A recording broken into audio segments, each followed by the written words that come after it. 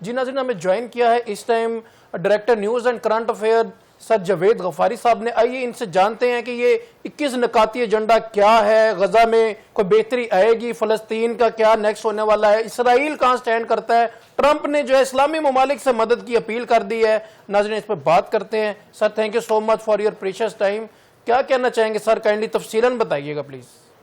جی پہلے تو میں آج پاکستان کے عوام کو ایک اچھی ملاقات جو کہ تقریباً 1 گھنٹہ 20 منٹ جاری رہی, وزیر اعظم پاکستان اور field marshal Syed Asim Munir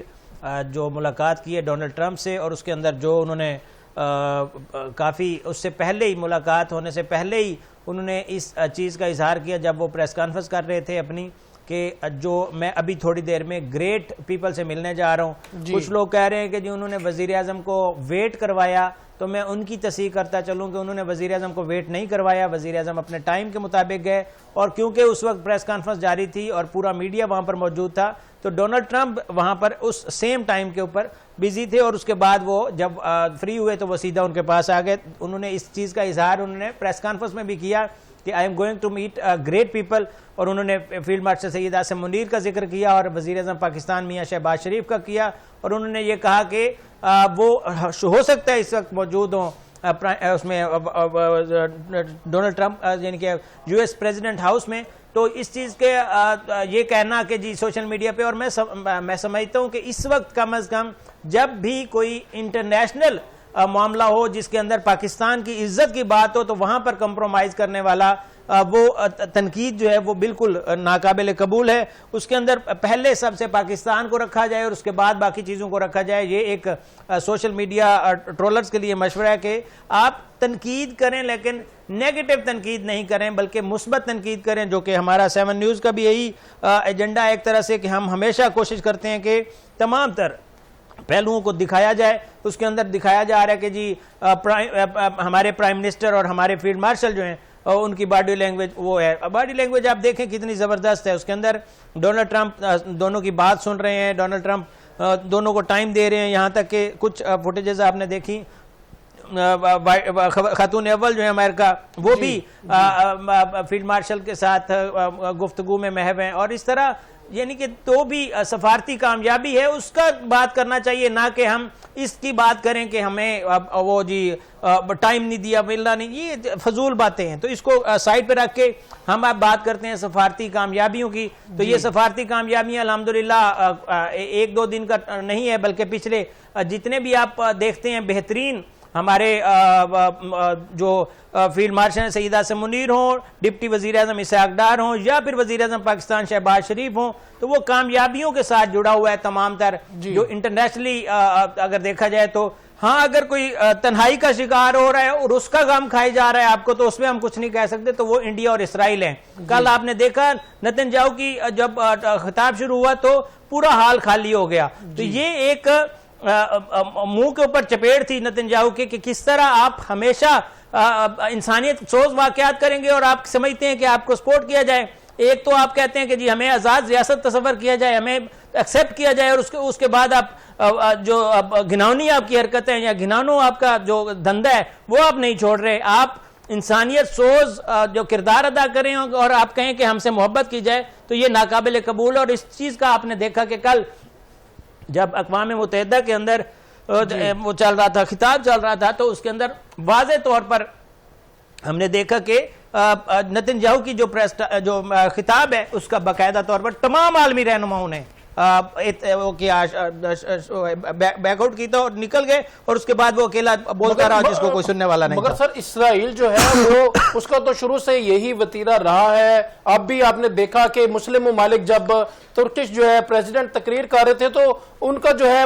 mic mute کیا, اور دیگر 2 جو مسلمان ممالک انڈونیشیا کے جو ہے وہ لیڈر خطاب کر رہے تھے, وہاں پہ بھی درمیان میں جب غزہ کی, فلسطین کی, اسرائیل کی بات آتی تھی تو مائک جو ہے وہ میوٹ ہو جاتا تھا درمیان میں. سپیچ اگر چل رہی ہے ریگولرلی تو درمیان میں 2 منٹ بعد جو ہی یہ 2-3 چیزیں, یہ 2-3 پوائنٹ آتے تھے تو مائک بند ہو جاتا تھا. پھر ایسکیلیٹر پہ 7 نیوز پہ ہم نے بات کی کہ ایسکیلیٹر کا بند ہونا, پرومپٹر کا بند ہونا, پھر مائکس کا بند ہونا, کیا یہ ایک چین تھی یا سڈنلی یہ ساری چیزیں ہو رہی ہیں؟ ہیپننگ بہت بڑی ہوتی ہے. UNO جو اجلاس ہے وہ بہت بڑا ہے, اس میں کہہ سکتے ہیں کہ ٹیکنیکل فالٹ آ جائے. وہی بات ہے کہ ہم مثبت اگر سوچیں گے تو شاید ہمیں مثبت پیش رفت ملے گی. ہم یہی سوچتے ہیں کہ جی ٹیکنیکلی فالٹ آ گیا, لیکن اقوام متحدہ کی اگر بات کی جائے تو انہوں نے مسلسل یہ جو تمام جو قحط سالی ہے وہاں پر جو ایک طرح سے بھوک کی دہشت گردی کر رہا ہے اسرائیل, اس کا بھی وہ تذکرہ کرتے ہیں. بھوک کے حوالے سے جو ڈیتھس آتی ہیں سامنے, شہادتیں آتی ہیں فلسطینیوں کی غزہ کے اندر آپ دیکھتے ہیں,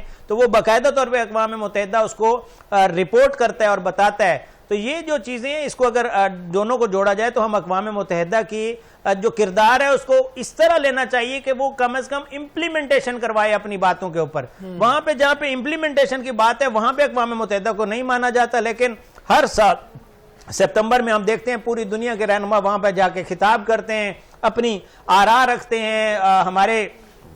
سب سے پیارے دوست ہیں ٹرکی کے جو صدر ہیں, انہوں نے دیکھیں تمام تر ثبوت کے ساتھ چیزیں پیش کی, اور ان کی دیکھیں رسپیکٹ بھی ہے, کیونکہ وہ جب بھی بات کرتے ہیں ایک پورے مدلل طریقے سے کرتے ہیں, شواہد کے ساتھ بات کرتے ہیں. لیکن میں یہاں پہ یہی کہوں گا کہ اقوام متحدہ کے اندر صرف اور صرف تقاریر نہیں بلکہ عملداری کے اوپر بھی کام کروایا جائے کہ آپ جو باتیں کرتے ہیں اس کے اوپر عمل بھی ہونا چاہیے, کیونکہ سارے جو سربراہان ہیں, مسلم سربراہان ہیں یا